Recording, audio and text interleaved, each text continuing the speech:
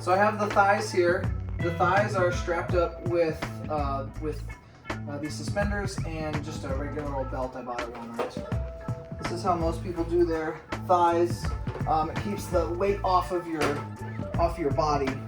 Basically, the entire lower half of the costume is not actually on your shoulders, which is nice. So I got some nice stretchy material here, so I just pull it and I slip my foot through. And you do the thighs first because otherwise you wouldn't be able to get you can't get the thighs on if the shoes are on. So make sure these are nice and tall. You want very minimal black showing between parts if you can get away with it. The next thing I do is the boots. These are the Stormtrooper boots. What a lot of people do is they'll put their foot up like this and then put their foot on something so they can actually slip their foot into the boot. The shins are what I'm going to do next. This is the left shin.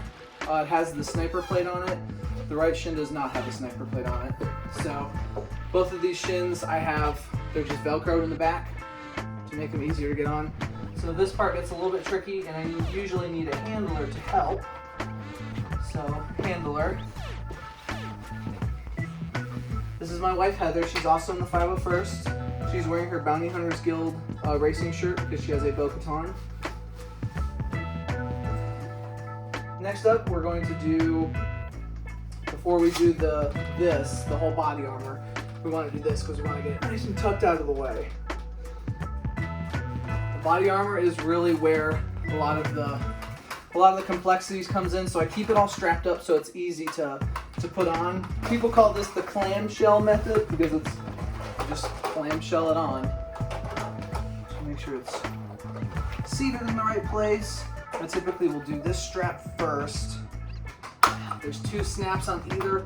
I use nice big wide elastic so that it keeps everything from shifting. So when you use thinner elastic, things can shift around, which can cause some problems in the troop.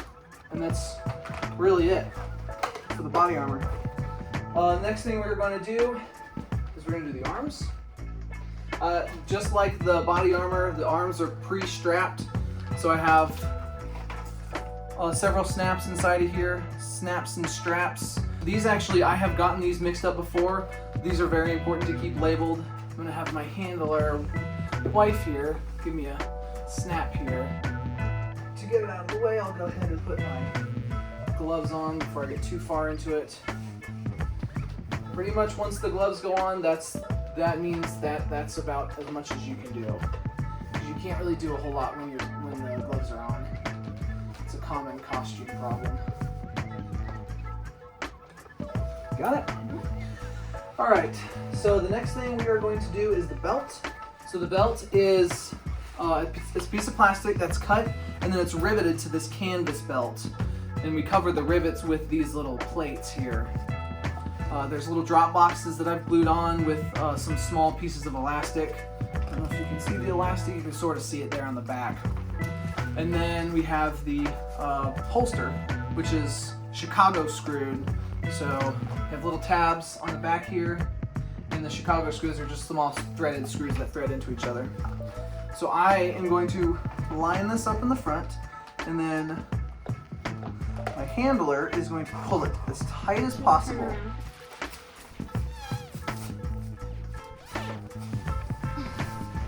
Okay. So once the belt's on, I try to do my final adjustments while I don't have absolutely everything on. The next thing we're gonna do is the thermal detonator. So this is actually, it's a PVC tube that I bought and then painted the PVC tube. These are actually gun holster clips that I bought, and then curved the metal here and then just screwed it right into the PVC. I think I put a nut on the other side before I put these pieces of plastic on. I put a nut, and then these pieces of plastic, I don't believe these are so tight, I don't even think I glued these on. This one is glued on. So we're gonna put it back on. The thermal detonator can be dangerous because it's one of the items most prone to falling off during a troop. So next up, we're going to do the shoulder straps. Most people glue on their shoulder straps. I had some difficulty getting mine glued, so for my first few troops, I just put some Velcro on them. I'm going to end up changing that eventually, and I probably should because I haven't had anything to do for 3 months, but they're still Velcroed. Okay, so next I'm going to do my hand plates. Very simple, just plastic with elastic straps. So I'm going to do the left ones here, and the right ones.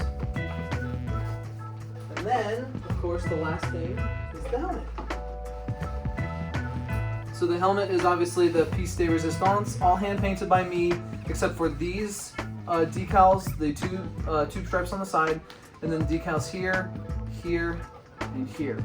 So on a Stormtrooper helmet, you have what's called the traps here and on the back, and then you have these detail cheek pieces on the side, and these on the ears are actually ranks. So in A New Hope, most of the Stormtroopers just had this one bar.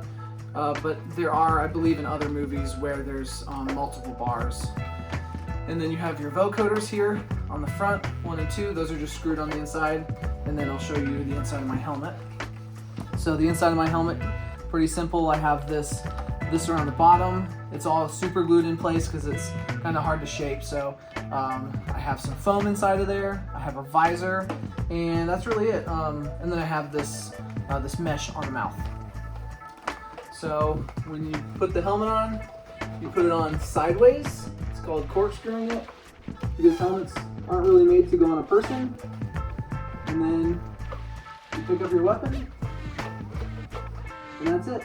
How do I look? Great. Cool.